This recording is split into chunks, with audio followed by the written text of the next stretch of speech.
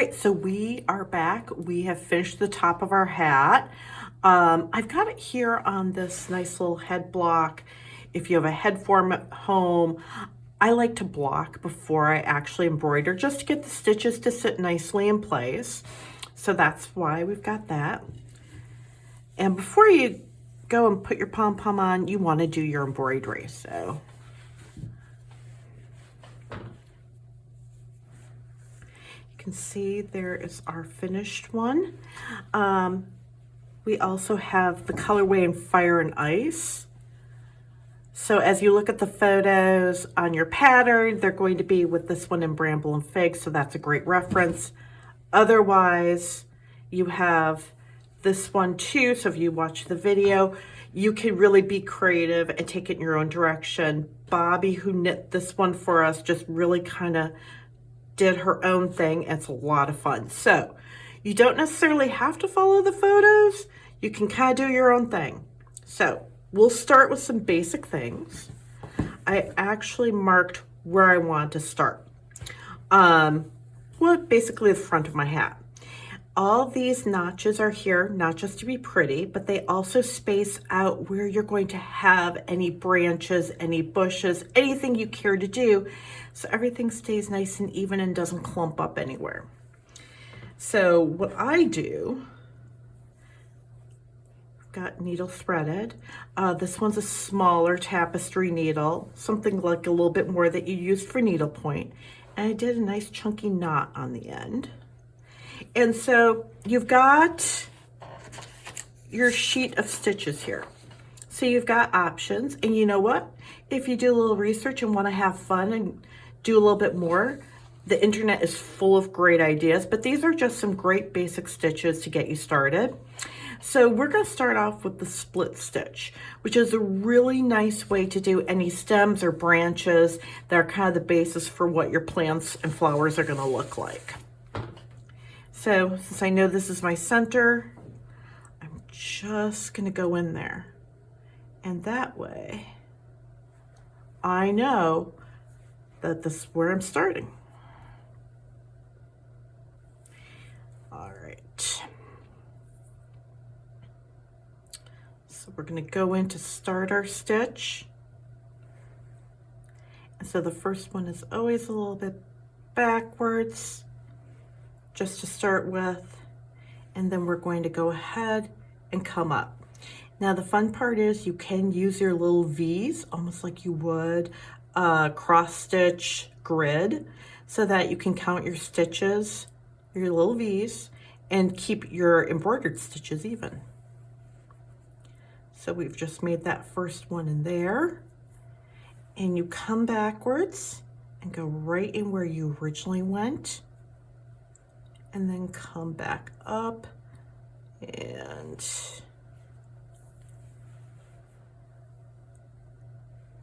that way you can kind of see exactly what you're doing. So you're up there, you're come right in the middle of that one that you did before and go down, kind of like you're splitting the yarn.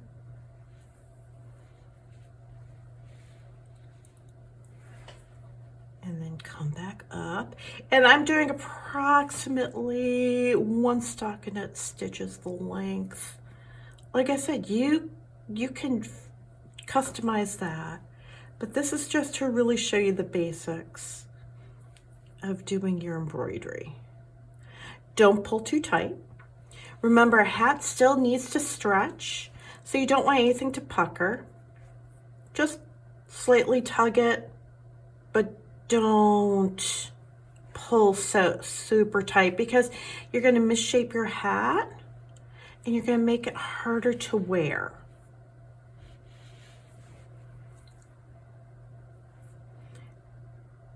And this is the fun part, because you kind of get a feeling for what you want to do. You can, go online, like I said, look at our photos, look at other embroidery photos, and kind of find your own inspiration to make this. And just make it unique, make it fun. What's great is Bobby took mine as inspiration and went a totally different direction. I think that's really cool. So, all right, let's say you get to a point where I like the height of that, then just find kind of where you want to put your next. You want to come down and maybe do a branch that comes off. You can do that.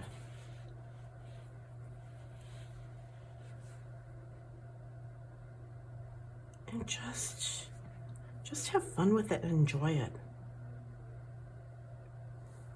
It's meant to look charming and handmade. So see, now you've built another little arm on there, and you can go back and do the same thing on the other side and build as many as you want. But that is essentially doing the split stitch to build your stems and build your plants. We will be coming right back. We're going to next show you how to do the lazy daisy stitch.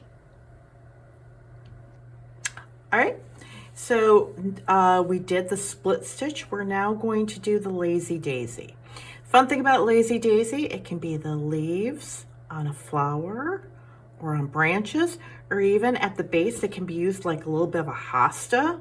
Kind of dig that. Kind of look at Bobby's here and see how she did them to be the leaves on her branches. So once again, you can totally have fun with this and make it what you want. So once again, we're going to start right here on one of our little green peaks. And you kind of have to leave yourself a little bit of a loop. You're go back down where you came up, and then I'm going to do maybe about 3 stitches away. So you can kind of see how the yarn is underneath my needle. And I'm just coming up to this loop, and I'm tightening, tightening, tightening, tightening. And there you go. Don't pull it too tight. Take your time. It's okay. Get a feel for how the way you like the way it looks. Tug it a little bit, loosen it a little bit. You can always do that. Then see how your yarn is inside the loop? You go down to the outside and you're just going to tack it down.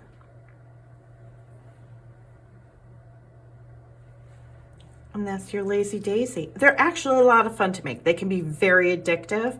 I think that's why, honestly, I did so many, because I really do enjoy doing them because they're just a little bit magical. So let's say I want to go up this way. I'm going to go, let's see, about 1, 2, like diagonally 3, just to kind of keep it the same.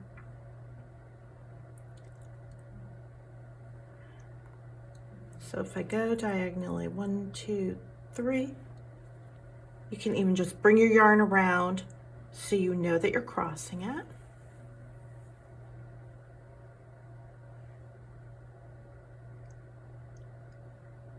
And there it is.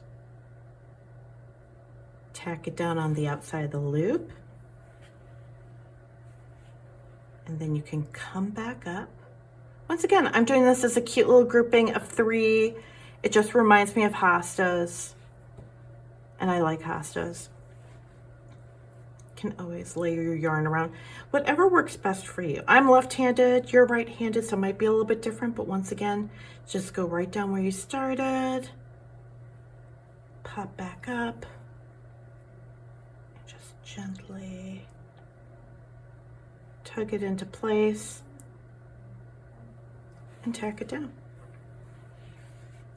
And that's the lazy daisy. So next up, we are going to do something super fun. We are going to do French knots. Okay, so our next stitch tutorial are these French knots. They're a lot of fun, and they add a lot of texture and interest. I just think they look really cool. Bobby grouped hers at the bottom, so they kind of look like their own little bit of shrubbery. We also think they look like blueberries. So once again, you can have fun with French knots.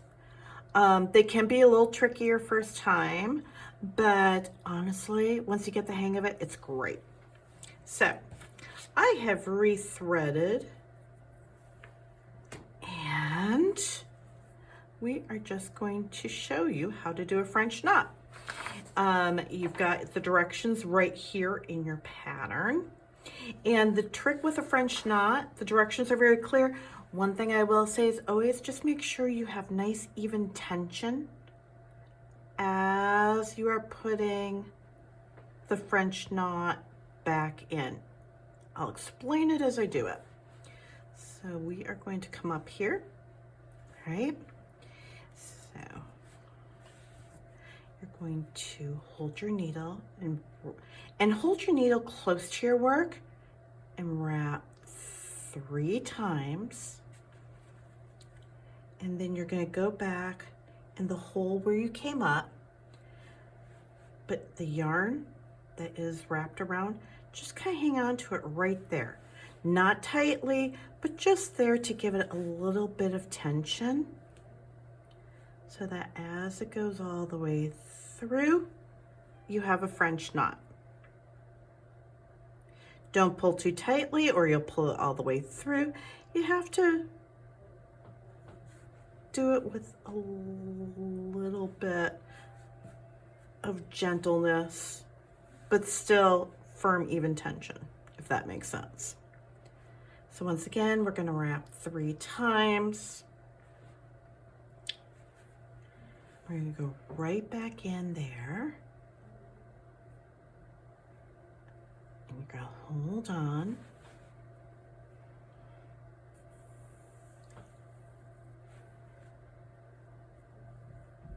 You're going to pull it through.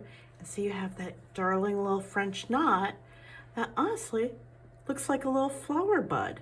So it can be a bud, it can be a berry, it can be whatever you want. But you'll get plenty of practice and it's a fun texture to play with. All right, so we are going to talk now about straight stitches. And you can kind of see we're gonna look really close here. I also did like some field grass and the mossy green. Those are just random. It's fun. I made it look very random because obviously grass in the field is random. Straight stitch, you can make it random or you can control it to make more of a flower. So you can have fun with it.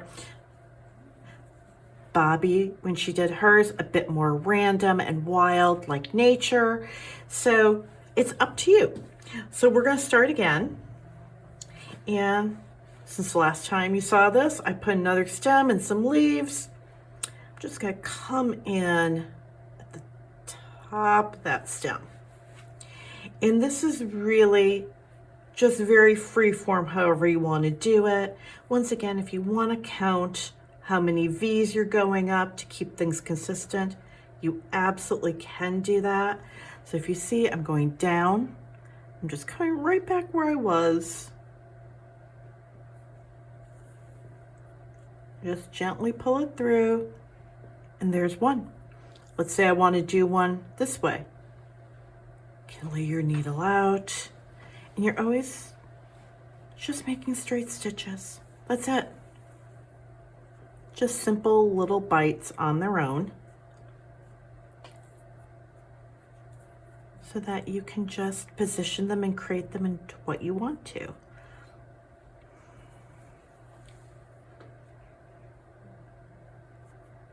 So now if you want to make more and fill that in a little bit, you can go right in between those two.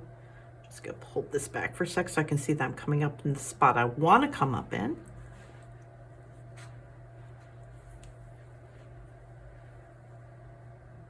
There's another one. I can go right there to fill in. It's very free form. This isn't, you know, precise. It's really just about creating more texture so that you can kind of create the flowers or the little grasses or flower buds that you want to create. And play around with it. And even if you're a little afraid of doing any of these stitches, if you want to grab a piece of, you know, maybe it's a swatch you've knit before, or maybe it's, you know, an old sweater, and you want to practice, go ahead and practice and see what your stitches do. And have fun with it so you can make all your different plants, flowers, berries. Have fun. The most important thing is not that you're exact, that you like that's pretty and that you're having fun and that you're just stitching and creating textures. And it's your hat. So you can just do a couple, go halfway around, or you can go all the way around. You have more than enough yarn to just keep embroidering. So I hope you enjoy the adventure.